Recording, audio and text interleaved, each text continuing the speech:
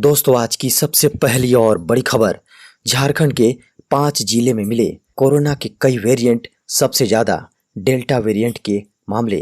दोस्तों, एक चौंकाने वाली खबर सामने आ रही है। झारखंड के 5 जिलों में कोविड-19 वायरस के अलग अलग वेरिएंट मिलने की पुष्टि हुई है। वहीं इन 5 जिलों में सबसे ज्यादा डेल्टा वेरिएंट के मामले सामने आए हैं। इसके बाद कप्पा और अल्फा वेरिएंट का नंबर है। स्वास्थ्य विभाग की ओर से रांची, जमशेदपुर, धनबाद, हजारीबाग और पलामू से 364 सैंपल कलेक्ट कर होल जीनोम सीक्वेंसिंग के लिए भेजे गए थे। इनमें सबसे ज्यादा डेल्टा वेरिएंट के 204 लोगों में पुष्टि हुई है, जबकि 63 लोगों में कप्पा वेरिएंट मिला है। इसके अलावा 32 लोगों में अल्फा वेरिएंट मिलने की बात कही गई है। आपको बता दें कि कोविड-19 वायरस बॉडी से बॉडी अपने आप को अपग्रेड कर लेता है। अमरनाथ यात्रा पर जाने की योजना बना रहे श्रद्धालुओं के लिए बड़ी खबर। अमरनाथ यात्रा को किया गया रद्द। दोस्तों, अमरनाथ यात्रा को रद्द कर दिया गया है। पिछले साल भी कोरोना वायरस महामारी के कारण अमरनाथ यात्रा रद्द कर दी गई थी।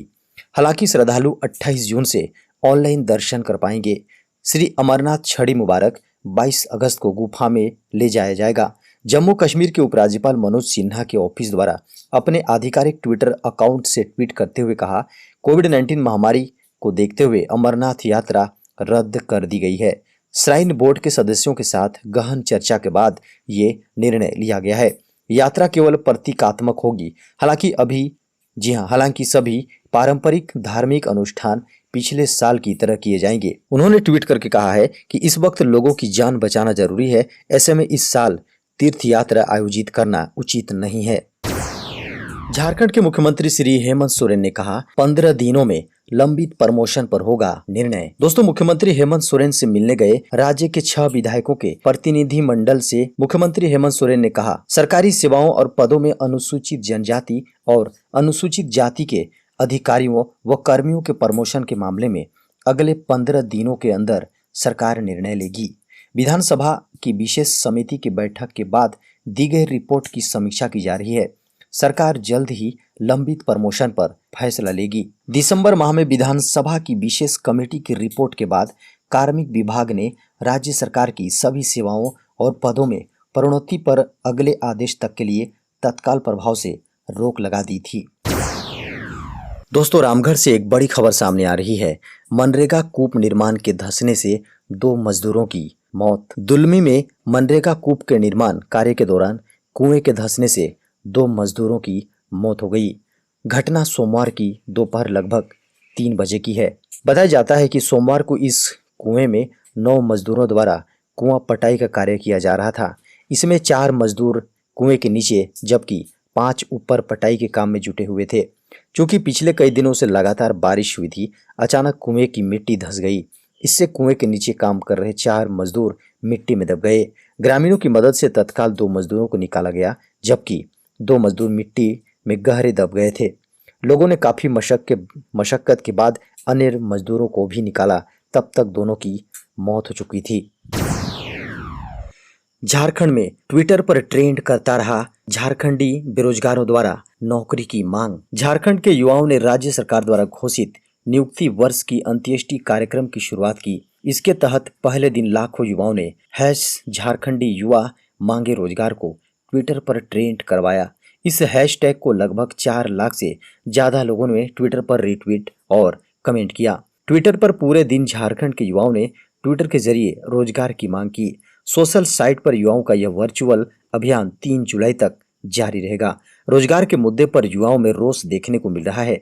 छात्रों और युवाओं ने सरकार का ध्यान आकृष्ट करने के लिए 21 जून से सरकार द्वारा घोषित नियुक्ति वर्ष की अंत्येष्टि मनाने का फैसला लिया है। इसके लिए सोशल मीडिया पर कैंपेन भी चलाया जा रहा है। टीकाकरण के महाअभियान के पहले दिन बना रिकॉर्ड, इतने लोगों को दी गई वैक्सीन की खुराक। केंद्र सरकार की नई टीकाकरण नीति सोमवार से अंतर्राष्ट्रीय योग दिवस के मौके से प्रभावी हो गई है। इस नई नीति के तहत केंद्र सरकार देश में वैक्सीन का उत्पादन करने वाली कंपनियों से उनके उत्पाद का 75% हिस्सा खरीदेगी और उसे राज्यों को निःशुल्क देगी। कुछ दिनों पहले पीएम मोदी ने टीकाकरण नीति में बड़े बदलाव का ऐलान किया था। नई नीति के तहत टीकाकरण के बारे में केंद्रीय स्वास्थ्य मंत्रालय ने जानकारी दी है। 21 जून को टीकाकरण के लिए संशोधित दिशा निर्देश लागू होने के पहले दिन कोरोना टीके की 69 लाख से अधिक लोगों को खुराक दी गई, जो अपने आप में एक रिकॉर्ड है। स्वास्थ्य मंत्रालय के अनुसार राज्यों के पास अभी 3 करोड़ से अधिक डोज उपलब्ध हैं और आगे उनके प्रदर्शन के हिसाब से टीके की सप्लाई की जाएगी। सोशल मीडिया पर छाया MS धोनी का नया लुक। भारतीय टीम के पूर्व कप्तान महेंद्र सिंह धोनी का नया लुक इस समय सोशल मीडिया पर तेजी से फैल रहा है। वायरल फोटो में धोनी लंबी मूंछ के साथ नजर आ रहे हैं। कैप्टन कूल को पहले कभी ऐसे लुक में नहीं देखा गया था। हालांकि धोनी के फैंस को धोनी का नया लुक बेहद पसंद आ रहा है। दरअसल MS धोनी अपनी पत्नी साक्षी धोनी और बेटी जीवा के साथ शिमला छुट्टी मनाने पहुंचे हैं। शिमला में छुट्टी मनाने पहुंचे धोनी की कई सारी तस्वीरें इस समय वायरल हो रही हैं, जिसमें धोनी अपने फैंस और खास दोस्तों के साथ बात करते नजर आ रहे हैं। चेन्नई सुपर किंग्स के कप्तान धोनी ऐसे समय छुट्टियों का आनंद लेने शिमला पहुंचे हैं, जब कुछ दिनों के बाद UAE में IPL 2021 का मुकाबला फिर से शुरू होने वाला है। दोस्तों, सिमडेगा से एक बड़ी खबर सामने आ रही है। सिमडेगा के ठेठे टांगर में सांप के काटने से बच्ची की मौत। दोस्तों, सिमडेगा के ठेठे टांगर में सांप के काटने से एक बच्ची की मौत हो गई। ठेठे टांगर थाना क्षेत्र के ताराबोगा बरटोली गांव में देर शाम जमीन पर बिछावन बिछाने के क्रम में सविता कुमारी के पैर में सांप ने डस लिया। खबरों को माने तो सर्पदंश की घटना के बाद घर वाले झाड़ फूंक और ओझा के चक्कर में काफी देर तक फंसे रहे।